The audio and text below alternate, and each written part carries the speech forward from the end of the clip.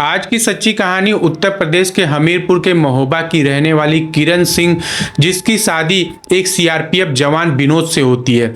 शादी में बहुत ही धूमधाम से होती है। उसके बाद शादी के कुछ महीने बाद दोनों में आपस में वाद विवाद होने लगता है, यानी पति पत्नी विनोद और किरण में वाद विवाद होने लगता है।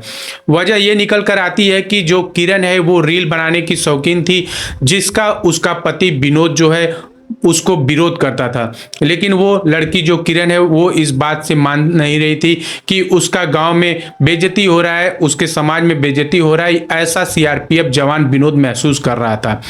वाद विवाद इतना बढ़ जाता है, कुछ दिन बाद वो लड़की किरण जो है अपने मायके आ जाती है। मायके वालों को बताती है कि किस तरीके से उसके ऊपर प्रताड़ना की जा रही है, उसको सताया जा रहा है। ये सारी जो है बातें ये लोग थाने पर लेकर पहुंचते हैं। उस परिवार विनोद जो सीआरपीएफ है उसके खिलाफ दहेज उत्पीड़न का केस दर्ज कराते हैं। थाने पर तैनात दरोगा, जिसका नाम अंकित यादव होता है, वो केस को दर्ज कराते हैं। उसके बाद उस लड़की से बातचीत का सिलसिला आगे बढ़ता है। विवेचना के लिए वो लड़की के घर पे भी जाते हैं, उसके बात भी करते हैं। ये तमाम चीजें सिलसिलेवार तरीके से चल ही रहा था। धीरे धीरे इन दोनों में प्यार हो जाता है, यानी जो किरण, जो सीआरपीएफ की बीबी है किरण, उसका और अंकित यादव थानेदार जो दरोगा हैं उन दोनों में प्यार हो जाता है।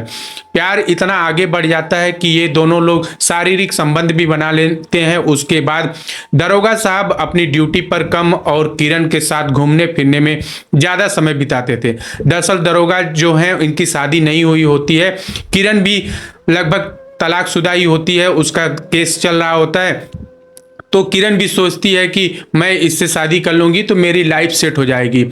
कुछ दिन बीतने के बाद दरोगा साहब को जैसे घुटन महसूस होने लगा, उस किरण का जो है फोन उठाना बंद कर दिया और तमाम तरीके से उससे दूरियां बनाने लगे। अब किरण सिंह जो है दूसरे नंबर से दरोगा यानी अंकित यादव को फोन करती थी और कहती थी तुम मुझसे शादी कर लो, नहीं तो मैं तुम्हारे ऊपर झूठा केस लगाकर, बलात्कार वगैरह के केस लगाकर तुम्हें जो है नौकरी भी तुम्हारी जाएगी और उसके बाद तुम जेल भी जाओगे। अब देखा जाए तो दरोगा भी चालाक था। वो सोच रहा था कि पहले से ही अपने पति को अगर ये छोड़ चुकी है तो क्या गारंटी है कि ये मेरे साथ भी रह पाएगी। दरोगा चूंकि इससे पूरे जो है संबंध बना चुका था, इसका पूरा इस्तेमाल कर चुका था, तो शायद अब इसको दरोगा को भी किरण की जरूरत नहीं थी। अब दरोगा के दिमाग में कहीं ना कहीं खुरापात चल रहा था कि किस तरीके से किरण से पीछा छुड़ाया जाए। अब एक दिन किरण को कहता है कि चलो हम लोग घूमने चलेंगे, पार्टी करने चलेंगे। 13 नवंबर 2025 की रात को लगभग ये लोग गाड़ी से निकलते हैं और दरोगा ने यहाँ पर यह दिमाग लगाया कि जिस गाड़ी से ये निकला था अपनी किरण को लेकर, वो गाड़ी अपने फ्रेंड यानी अपने दोस्त से मांग कर लाया था। अब उस गाड़ी से ये लोग निकलते हैं और रात के सुनसान इलाके में जैसे ये लोग जाते हैं, इन दोनों में बहसबाजी शुरू हो जाती है। फिर से वही किरण राग अलापने लगती है कि तुम मुझसे शादी कर लो, किसी भी हद तक मैं जाने के लिए तैयार हूं।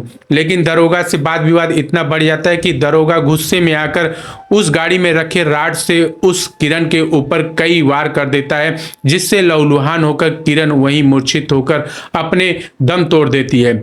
इसके बाद दरोगा सुनसान और अंधेरे का फायदा उठाकर किरण के जो सारे कपड़े थे उसके शरीर से सारे कपड़े निकालकर निर्वस्त्र हालत में उसको एक खेत के पास में फेंक देता है और वहां से वो गाड़ी लेकर फरार हो जाता है।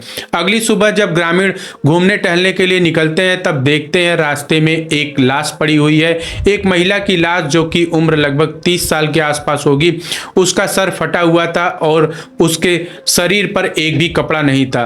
तुरंत ये लोग पुलिस को इन्फॉर्म करते हैं और पुलिस मौके वारदात पर पहुंचती है। उस एरिया को घेरने के बाद पुलिस अपनी जांच प्रक्रिया आगे बढ़ाती है। तमाम पहलुओं पर जांच करने के बाद पुलिस को उस लड़की का शिनाख्त हो जाता है और वो लड़की जो है महोबा की रहने वाली किरण सिंह के नाम से उसका पहचान होता है। अब पुलिस वालों के सामने ब्लाइंड मर्डर को सुलझाने का जो चैलेंज था उसको पुलिस वाले ने बखूबी वहां पे निभाया। अब पुलिस वाले करते क्या है, उस एरिया के सीसीटीवी कैमरे जितने होते हैं सबको खंगालना शुरू करती है। एक कार जो नजर आती है वो संदिग्ध हालत में लगती है, उनको उस पर डाउट होता है।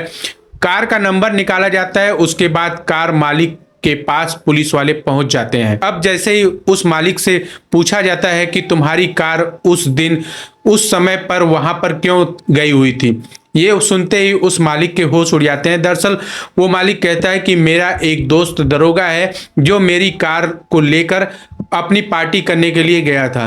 अब पुलिस वाले जैसे ही ये सुनते हैं उस दरोगा का एड्रेस लेकर उस थाने पर पहुंचते हैं और उस दरोगा के बारे में पता करने लगते हैं, लेकिन वो दरोगा वहां मिलता नहीं है। वो पहले से ही उसको भनक लग गई थी, वहां से फरार हो जाता है। अब पुलिस टीम जो है दरोगा के नंबर का सीडीआर निकालती है तो पता चलता है कि उस समय दरोगा का लोकेशन भी वहीं था और लास्ट कॉल जो किरण सिंह का था उस दरोगा के साथ ही था। अब पुलिस वाले जगह जगह छापेमारी करते हैं, दबिश देते हैं और उस दरोगा को गिरफ्तार कर लिया जाता है। गिरफ्तारी के बाद दरोगा तो पहले इधर उधर की बातें करता है, लेकिन पुलिस के दबाव में दरोगा जो है सच को कबूल कर लेता है और सारी बातें बताता है कि किस तरीके से जो किरण सिंह का केस था दहेज उत्पीड़न का वो हमारे पास लेकर आई थी रिपोर्ट लिखाने के लिए, और उसके बाद धीरे धीरे हम दोनों का बातचीत चालू हुआ और इसके बाद हम दोनों एक दूसरे से प्यार करने लगे। लेकिन कुछ समय बाद जो है किरण उस पर दबाव डालने लगी शादी के लिए, जो ये कतई नहीं चाहता था किरण से शादी करना। अब इसके बाद उसने ये प्लान किया कि रास्ते से किरण को हटा दिया जाए और ऐसा कुछ स्टोरी बनाया जाए कि किरण का कहीं पता ही ना चले। लेकिन दरोगा अंकित यादव ये भूल गया था कि जुर्म की दुनिया कितनी भी बड़ी हो, अपराधी कितना भी होशियार हो, लेकिन कहीं ना कहीं कुछ ऐसा सुराग छोड़ देता है जिससे वो पकड़ में आ जाता है। और यही गलती जो है दरोगा ने किया था। अब वो दरोगा अपनी नौकरी तो गंवा ही बैठा, साथ साथ वो सलाखों के पीछे चला गया।